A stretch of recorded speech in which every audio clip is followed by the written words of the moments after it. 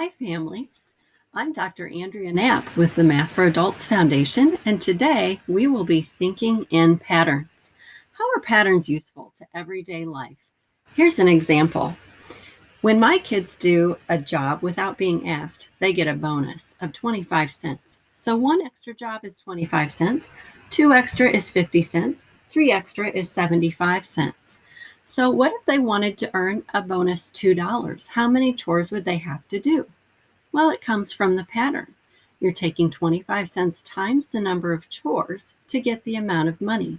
So we could reverse that and take $2 divided by 25 cents, and it would be 8 chores. Did you say 8?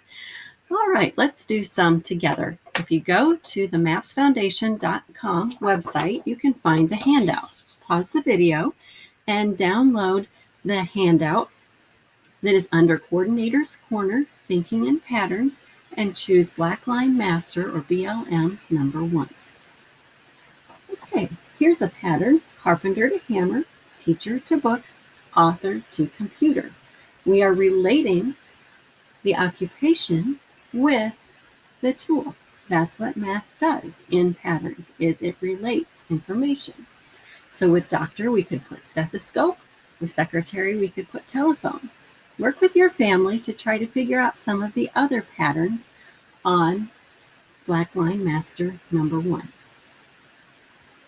Okay, I hope you figured some out.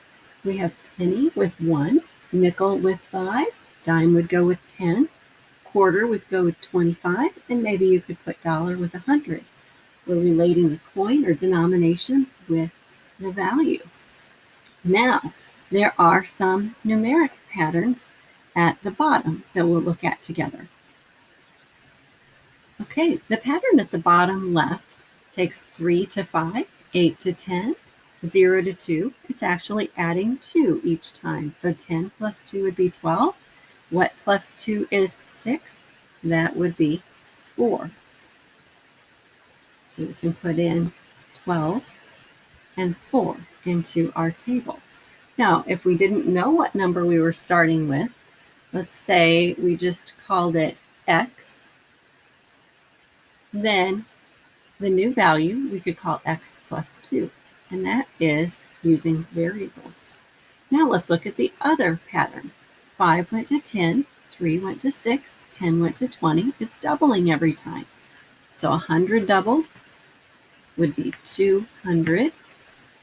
Or we could think what doubled is 50. It would be 25 doubled is 50. If you didn't know what number you're starting with, you could call it the variable x, and x doubled would be 2x. Now, let's go on and build some patterns.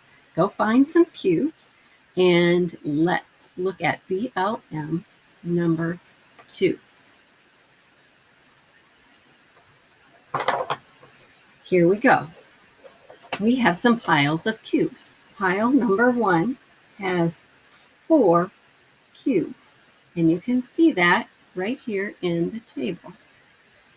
You put it in as a 4. Now for pile number 2, we want an extra row on it. Build pile number 2. You can pause the video. Pile number 3 looks like this. Now continue building piles and filling in the table for pile number 4, pile number 5, and go on down to pile number 10. Now, if you don't have the cubes, you can draw this as well. So pause the video and build those. Okay, did you build them?